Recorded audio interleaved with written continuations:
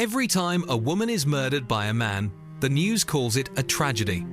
But let's call it what it really is: femicide. And here is the part most men refuse to face. Femicide doesn't just happen because of monsters out there. It happens because of a culture that men help keep alive, often without even realizing it. When you laugh at sexist jokes. When you say boys will be boys.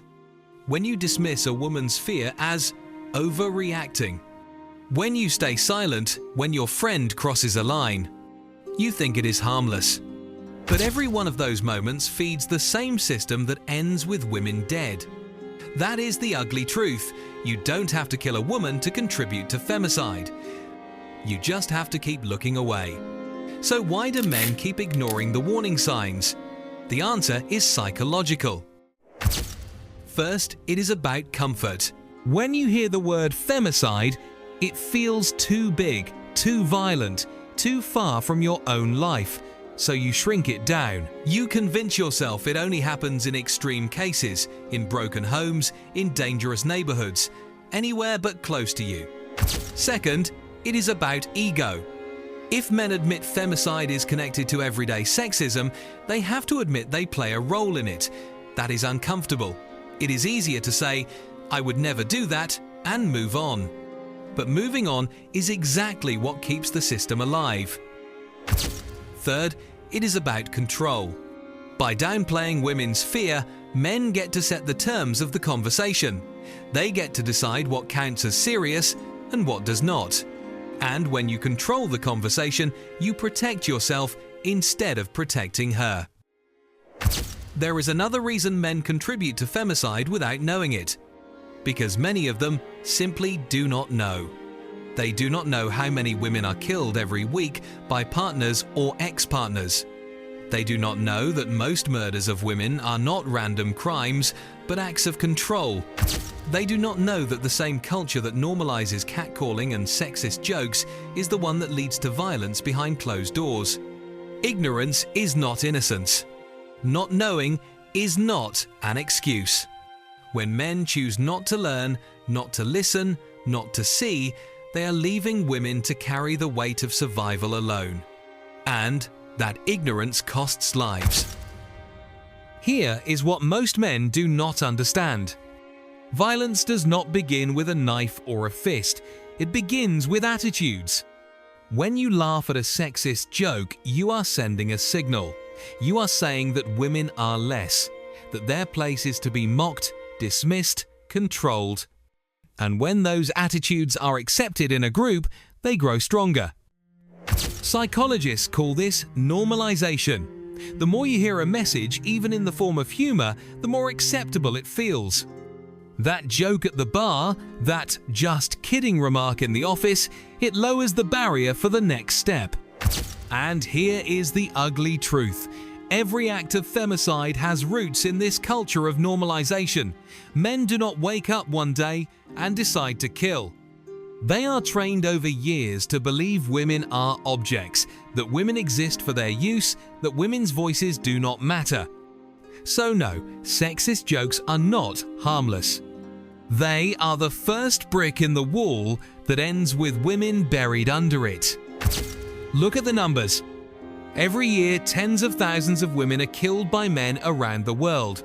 Not strangers in dark alleys, not random attackers, but men they know, husbands, ex-partners, boyfriends. In some countries, a woman is killed by a man every single day. In others, it is every few hours. And still people say she should have left, as if escaping control is that simple.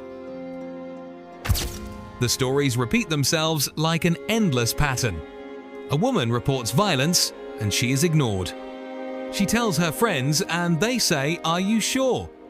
She finally leaves, and that is when he kills her. And this is why the psychology matters, because it starts small. That sexist joke in the locker room. That colleague who interrupts her in a meeting. That friend who dismisses her fear with, "Not all men." Each moment might look harmless, But stacked together, they form a system where women are silenced, dismissed, and devalued until some of them do not survive. Femicide is not an accident. It is the final consequence of a culture men create, excuse, and protect. Here is the irony. Men think that looking away protects them. They believe that laughing at a joke or brushing off a story keeps them safe from blame, but in reality, it does the opposite. First, it makes men look fragile. If your ego cannot survive a conversation about violence against women, what does that say about your strength? You are proving weakness, not power. Second, it destroys trust. Women pay attention. They notice who listens and who interrupts. They notice who jokes and who stays silent. And every time you choose pride over responsibility, you show women they cannot rely on you. Third, it isolates you. Other men see it too. Defensiveness, excuses, dismissals, they do not make you look like the good guy. They make you look insecure. They make you part of the problem you are so desperate to avoid. So let us be clear, when you defend yourself instead of listening, you do not protect your image. You expose it, and in the process, you lose the very respect and trust you claim to want. So let's put it plainly. Femicide does not come out of nowhere. It grows in silence. It grows in jokes. It grows in the moments men look away.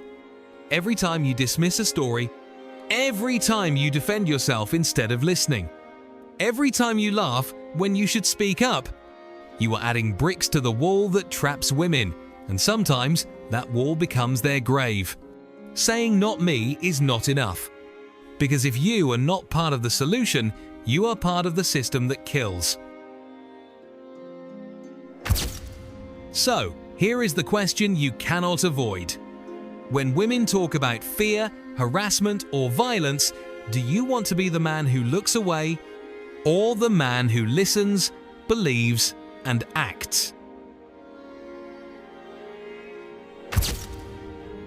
Because in the end, women already know not every man is dangerous. What they do not know is which men they can trust. And the truth is this: until men prove through action that they are part of the solution, women will have no reason to believe it.